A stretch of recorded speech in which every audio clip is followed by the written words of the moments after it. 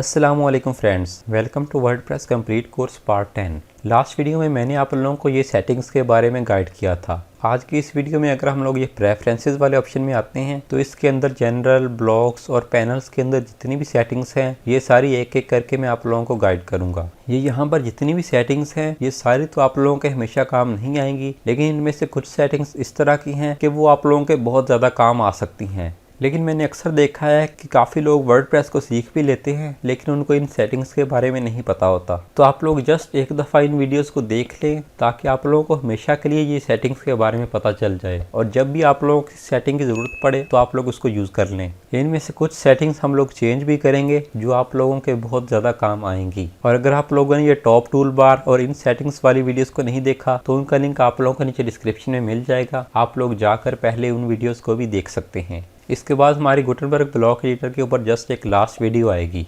तो चलिए आज की इस वीडियो को शुरू कर लेते हैं और देखते हैं कि हमें प्रेफरेंसेस के अंदर कौन कौन सी इंपॉर्टेंट सेटिंग्स देखने को मिलती हैं। नीचे प्रेफरेंसेस का ऑप्शन है, इसके ऊपर अगर मैं क्लिक करता हूं तो यहाँ जनरल वाली टैब में सबसे पहले इस सेक्शन में हमें ये वाला ऑप्शन देखने को मिलता है। मैं एक न्यू पोस्ट आप लोगों को क्रिएट करके दिखाता हूँ कि इससे होगा क्या। तो यहाँ पर मैंने ऐड अ न्यू पेज किया है और यहाँ पर मैं कोई भी अपने पेज का टाइटल रख दूंगा। उसके बाद यहाँ पब्लिश वाले बटन के ऊपर क्लिक करूंगा तो हमें अगेन पब्लिश करना पड़ता है। तो ये बेसिकली आप लोगों को एक दफ़ा वेरीफाई करवाता है कि आप लोग अपने पेज या पोस्ट को पब्लिश करना चाहते हैं या नहीं। इसको मैं एक दफ़ा यहाँ से कैंसिल करता हूँ और इस ऑप्शन को यहाँ से मैं डिसेबल कर देता हूँ। अब यहाँ से मैं एक दफ़ा इस पेज को रिफ़्रेश करता हूँ और अगेन मैं यहाँ पर कोई भी पेज का टाइटल ऐड करता हूँ, पब्लिश के ऊपर क्लिक करता हूँ तो आप लोग देख सकते हैं हमारा पेज डायरेक्टली पब्लिश हो चुका है। तो इस फंक्शन का बेसिकली यही फ़ायदा है। उसके बाद हमारे पास अपीयरेंस वाला सेक्शन आ जाता है। यहाँ पर सबसे पहले रेड्यूस द इंटरफेस का ऑप्शन है। अगर मैं इसके ऊपर क्लिक करता हूँ तो आप लोग बैकग्राउंड में देखें कि जो चेंजेस हो रही है वो आप लोगों को शो हो रही होगी।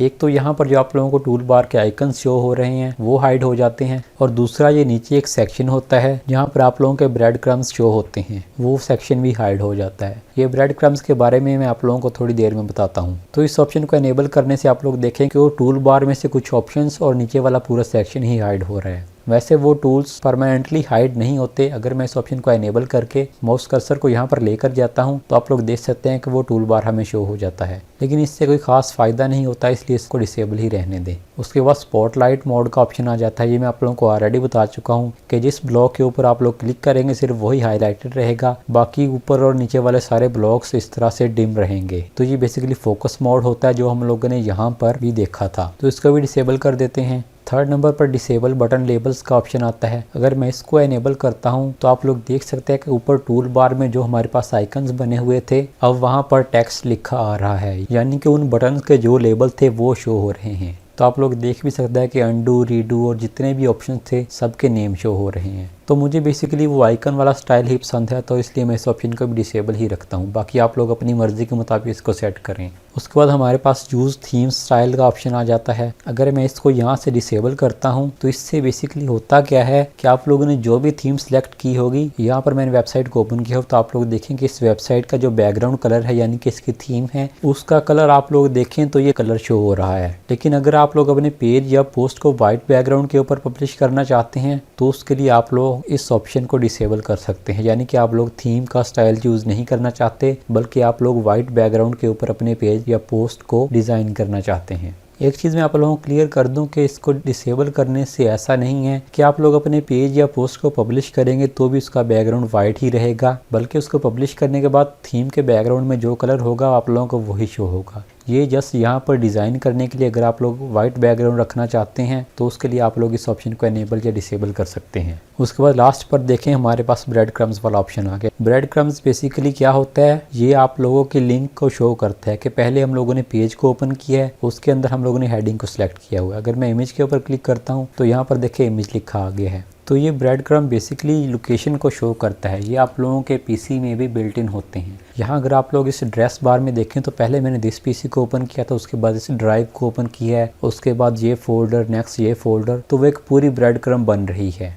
तो ये ब्रेड क्रम्स बेसिकली इसी चीज़ को रिप्रेजेंट करते हैं। तो अगर आप लोग यहाँ से इसको डिसेबल करना चाहें तो वो नीचे वाला पूरा सेक्शन ही डिसेबल हो जाएगा। उसके बाद ब्लॉक वाले सेक्शन में आ जाते हैं तो यहाँ पर पहले नंबर पर आप लोगों को शो मोस्ट यूज्ड ब्लॉक्स का ऑप्शन शो होगा। अगर मैं इसके ऊपर क्लिक करता हूँ और यहाँ से आकर अपने ब्लॉक्स को ऐड करता हूँ तो आप लोग देखिए कि हमें मोस्ट यूज्ड के नाम से एक नया सेक्शन शो हो रहा है। तो ये नाम से ही पता चल रहा है कि जो ब्लॉक्स आप लोग ज़्यादा यूज़ करते हैं वो यहाँ इस सेक्शन में शो हो जाएंगे। अगर मैं यहाँ से आकर इसको हाइड करता हूँ और अगेन ब्लॉक्स वाले सेक्शन में आता हूँ तो आप लोग देख सकते हैं कि वो मोस्ट यूज वाला सेक्शन यहाँ से गायब हो चुका है। तो ये काम की चीज़ है, आप लोग इसको इनेबल कर सकते हैं। उसके बाद ये वाला ऑप्शन है, ये मैं आप लोगों को नेक्स्ट किसी वीडियो में बताऊंगा जब हम इसको यूज़ करेंगे। और एंड पर हमारे पास विजिबल ब्लॉक्स वाला सेक्शन आ जाता है। यहाँ से अगर मैं स्क्रॉल डाउन करता हूँ तो आप लोग देखें कि ये सारे ब्लॉक्स टिक हैं। अगर आप लोगों को लगता है कि कोई ब्लॉक्स आप लोगों ने कभी भी यूज़ नहीं करने तो आप लोग सिंपली उनको यहाँ से अनटिक कर सकते हैं, तो वो ब्लॉक हाइड हो जाएगा। यानी कि जब आप लोग यहाँ से प्लस साइन के ऊपर क्लिक करेंगे वो ब्लॉक आप लोगों को वहाँ पर शो नहीं होगा। इसका फ़ायदा ये होता है कि जब आप लोग यहाँ से कोई ब्लॉक ऐड करना चाहें तो आप लोग देख सकते हैं कि यहाँ पर कितने ज़्यादा ब्लॉक्स ऐड हैं। तो इतने ब्लॉक्स में आप लोग अपना रिक्वायर्ड ब्लॉक अगर ढूंढने लगेंगे तो थोड़ा सा टाइम लग जाता है। लेकिन खैर वो फीचर ज़्यादा यूज़फुल नहीं है, क्योंकि जो भी ब्लॉक यूज़ करना वो यहाँ पर हम लोग सर्च भी कर सकते हैं।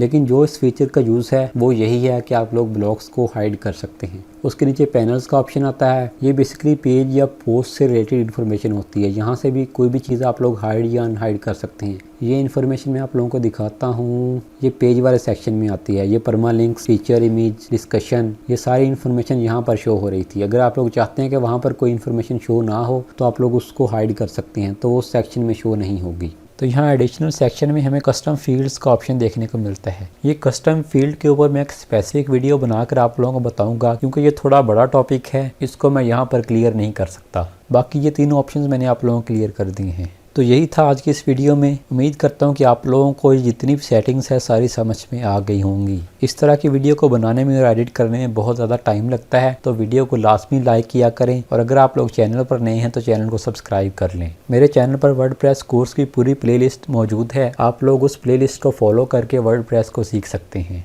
इससे नेक्स्ट वीडियो में मैं आप लोगों को इस टूल बार के बारे में कम्प्लीटली गाइड करूंगा। ये देखने में तो आप लोगों को चंद एक ऑप्शन ही लग रहे होंगे, लेकिन अगर यहाँ से मैं इमेज वाले ब्लॉक को सिलेक्ट करता हूँ तो उसके ऑप्शंस अलग होते हैं। तो ये जो छोटे छोटे टूल्स हैं इन सभी के बारे में जानना आप लोगों के लिए बहुत ज़रूरी है। उसकी जो मेन रीज़न है वो ये है कि ये जो गुटेनबर्ग ब्लॉक एडिटर है ये वर्डप्रेस के साथ डिफ़ॉल्ट आता है। यानी कि आप लोग जब तक वर्डप्रेस के अंदर काम करते रहेंगे आप लोग गुटेनबर्ग को लाजमी यूज़ करेंगे, क्योंकि ये पहले ही वर्डप्रेस में इंस्टॉल होता है। अगर आप लोगों ने इससे पिछली वीडियो को नहीं देखा जिसमें मैंने आप लोगों को ये टॉप टूल बार के बारे में गाइड किया था, तो उस वीडियो को लाजमी देख लें, क्योंकि ये वो टूल्स हैं जो गुटेनबर्ग ब्लॉक एडिटर में सबसे ज़्यादा यूज़ होते हैं और हमेशा होते रहेंगे। उस वीडियो का लिंक आप लोगों को नीचे डिस्क्रिप्शन में मिल जाएगा, आप लोग वहाँ से उसको देख सकते हैं। वीडियो को लाइक करना और चैनल को सब्सक्राइब करना ना भूलिएगा। मिलते हैं नेक्स्ट वीडियो में, तब तक के लिए अल्लाह हाफिज़।